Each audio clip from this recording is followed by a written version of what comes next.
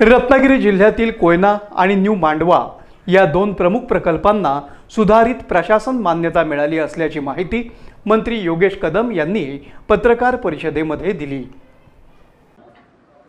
संपूर्ण महाराष्ट्राच्या तुलनेमध्ये जर का विभागवार आपण जर का पाहिलं तर पश्चिम महाराष्ट्र, खानदेश असेल, विदर्भ असेल आणि कोकण असेल, सर्वात कमी सिंचन हे आपल्याला कोकणामध्ये पाहायला मिळतं। फक्त 1.5% सिंचन कोकणामध्ये आहे आणि त्या अनुषंगाने कोकणामधील जे रखडलेले प्रकल्प आहेत, विशेषतः जलसंपदा विभागाचे जे रखडलेले प्रकल्प आहेत ते मार्गी लागले पाहिजेत। ह्याकरिता गेली अनेक वर्ष सन्माननीय रामदासभाईंनी संघर्ष केला आहे। अनेक वर्ष आता मागील 6 वर्ष मी आमदार म्हणून काम करत असताना माझ्या मतदारसंघामध्ये आणि रत्नागिरी जिल्ह्यामधील ह्या जलसंपदाच्या प्रकल्पांना गती मिळावी किंवा त्यांच्या सुपरमा ज्या रखडलेल्या आहेत त्या मिळाव्यात ह्याकरता मी विशेष प्रयत्न करत होतो आणि या सर्वांचा पाठपुरावा करत असताना आज अतिशय आनंदाची बातमी आहे।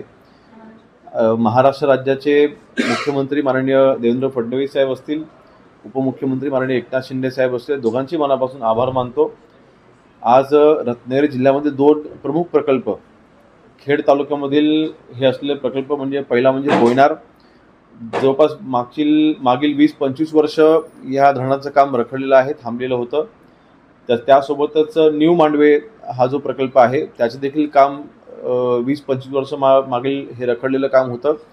दोन्हीही कामांना ही सुधारित प्रशासकीय मान्यता ही प्रदान करण्यात आलेली आहे।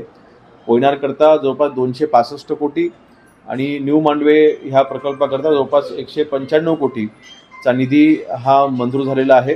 त्याची सुधारित प्रशासकीय मान्यता ही देण्यात आलेली आहे।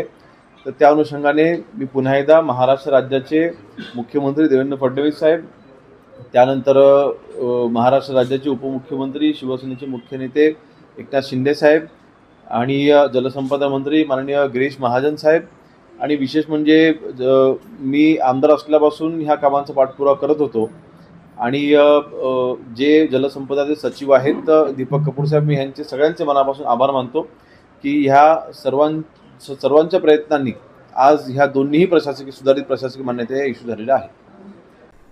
जिल्ह्यात गॅस ग्राहकांनी कोणत्याही अफवांवर विश्वास ठेवू नये, घरगुती गॅस सिलेंडरचा सुरळीत पुरवठा होत असल्याचं मत मंत्री योगेश कदम यांनी व्यक्त केलं। डेलीची आपली जी डोमेस्टिकची जी रिक्वायरमेंट आहे ती जवळपास 8 ते 10 हजार सिलेंडरची ही रिक्वायरमेंट डेलीची आहे आणि सध्या डोमेस्टिकचा कुठलाही सप्लाय थांबलेला नाही।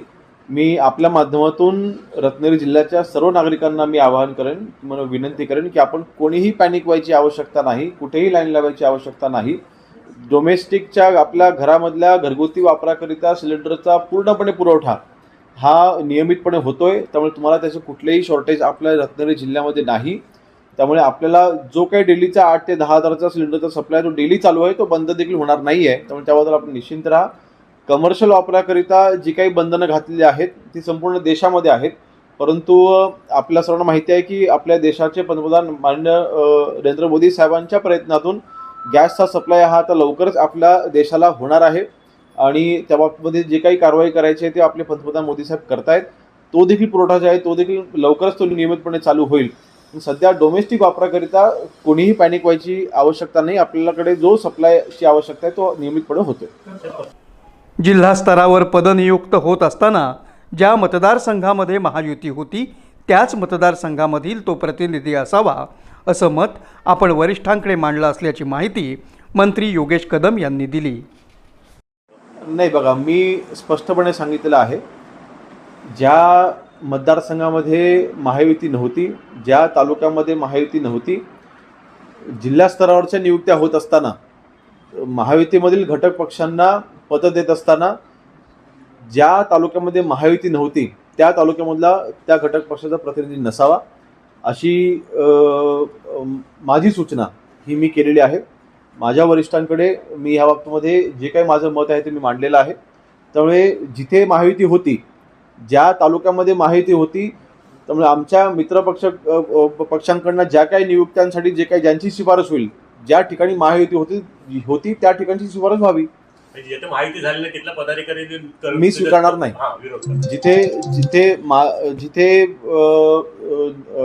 महायुतीच्या मार्फत निवडणुका लढवल्या गेलेल्या नाही आहेत त्या ठिकाणची शिफारस होऊ नये अशी माझी अपेक्षा आहे.